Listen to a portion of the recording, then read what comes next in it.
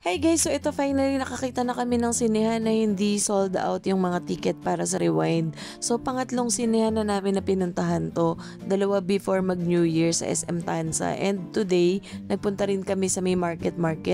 Pero puno na rin and sold out na ang haba-haba ng pila. Kaka-out ko lang nito sa work and nag-check nga kami ni Joffrey online, puno na rin maski sa Vista Mall, sold out na lahat. So dito na nga kami napadpad sa may Venice Grand Canal Mall sa may McKinley. 410 pala yung price per ticket and may kasama na siyang popcorn and bottled water. So sabi ni Joffrey, ano bang meron dyan sa Rewind na yan? Bakit punong-puno yung mga sinehan? So ito sabi ko nga malalaman natin ngayon kasi mapapanood na natin. So last full show na yung nakuha namin, 8:50 PM yung start. Nag-ikot-ikot muna kami and magdi-dinner muna kami. Ang ganda dito guys, parang kang nasa ibang bansa. Kahit taga-tagig kami, second time ko palang makakapunta rito.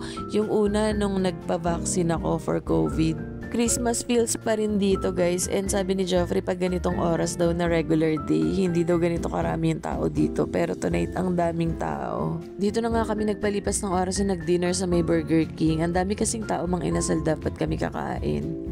Tapos dito kami umupo sa may gilid, ayan malapit dito sa may water. And then dumating na rin yung order namin, ayan, bucket of rice, dalawang flame grilled burger, coke, iced tea. 10 minutes before mag-start yung film, umakyat na kami. So ayan, may pila na agad dito. Binibigay na rin pala yung bottled water dito, and sabi nila yung popcorn isa-serve na lang daw.